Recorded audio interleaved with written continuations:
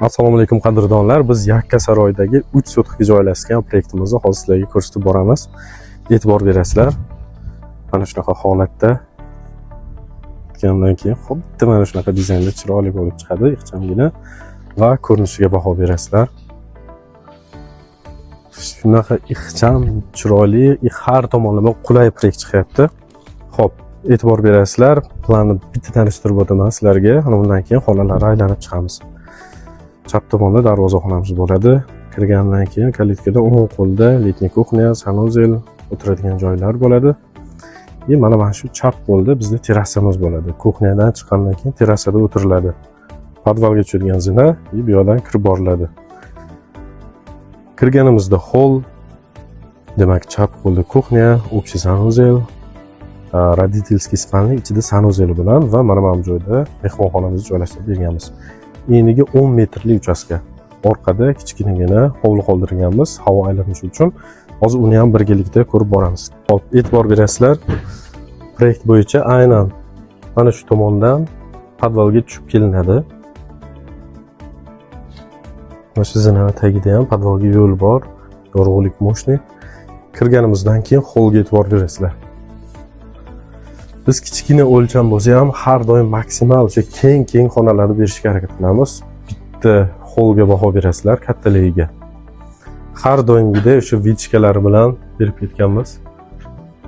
Xonamizni balandligi poldan patologgacha 340 berganmiz. Havo aylanishi, ko'rinish, ertaga tepada o'sha ventilyatsiya qilamizmi, konditsioner sistema qilamizmi, bemalol aylantirsa bo'ladi, katalog pasayib qolmaydi. Eshiklarga baho berasizlar 240. 260 beramiz odatda balandligidan. Kuxnya. Kuxnyaga ham har doim alohida havo uchun ikkita vichka, bitta gaz plita uchun vichka berib ketiladi. Proyekt chizayotganda albatta mebelirovkasi bilan chizish kerak. Mana. Ko'rsatamiz. Yaxshi ko'rinyaptimi? Mana shu joyda gaz plita bo'ladi va mana shu joyga biz vichka tashlab ketganmiz. Asbestos bilan. Buni ertaga interyer dizayni qilinayotganda ham xuddi mana shu mebelirovkaga qarab turib bemalol joylashtirilsa bo'ladi. Albatta o'zgartirish kiritilishi mumkin, unaqa katta o'zgartirish bo'lmaydi. Shuning uchun proyekt qilayotganda har doim mebelirovkasi bilan zakaz qilish esdan chiqmasin. Xo'p. Kelganimizdan keyin mana shu kichkinagina koridor zona. Koridor uy qurayotgan odamlar uchun bu zarar hisoblanadi. Biz maksimal darajada koridorsiz proyekt qilishga harakat qilamiz. Ba'zi uylarni ko'rsangiz uzun koridor bo'lib ketadi, u juda ham noto'g'ri hisoblanadi. Maksimal darajada demak koridorni yo'qotishga harakat qilishimiz kerak. Bu yerda e'tibor beramiz. Agar ko'rinayotgan bo'lsa, bu общий sanuzel. Kichkina yer bo'lishiga qaramasdan kattagina mana shunaqa sanuzel berganmiz. Ko'rinyapti? Xo'p, keyingisi bizda e'tibor berasizlar, har bitta santimetrdan unumli foydalanishga harakat qilganmiz. Har bitta santimetrdan. Kirganimizdan keyin bu yerda sanuzel, родительский spalnimizni sanuzeli joylashgan. Shaxtalari bilan tashlab ketganmiz. Ertaga plitani teshib o'tirishmaydi-da, aynan o'sha shaxtadan bemalol kanalizatsiya turbalarini o'tkazilsa bo'ladi. Mana bu spalni. Spalnida ham e'tibor berasizlar, ikkita vichka bergan, havo aylanib turishi uchun, toza havoni ta'minlash uchun. Va bu yerda biz doim proyektlarda mana ko'rgan bo'lsanglar, orqa hovli. Bu nima uchun kerak bo'ladi? Bu aynan mana shu xonaga tabiiy yorug'lik olib berish uchun, kislorod olib kirish uchun kerak bo'ladi. Va mana bu yerda ko'rayotgan bo'lsanglar, podvalga ham tabiiy yorug'lik olib tushish uchun xuddi mana shunaqa pryamkalar qilinadi. Mana bu yerda ham ko'rsatasiz, podvalda shunaqa yorug'lik berganmiz. Katta oynalar berilgan. Demak, zalga u tomondan kiramiz.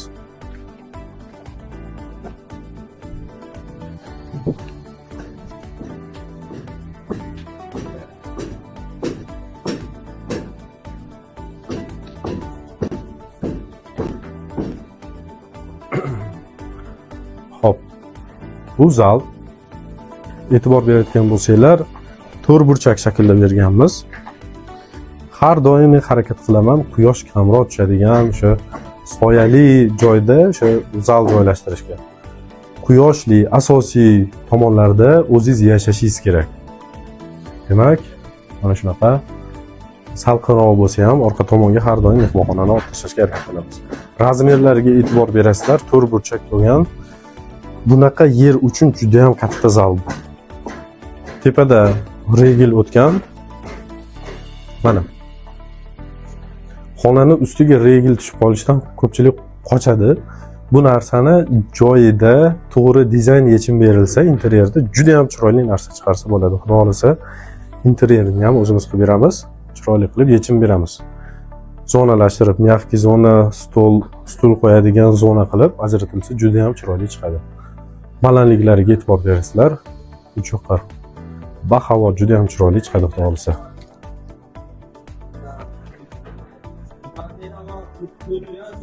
Xo'p, bu yerda podvalga tushish mumkin. Podvalda ko'rsatganmiz oldingi videolarda. Xo'p.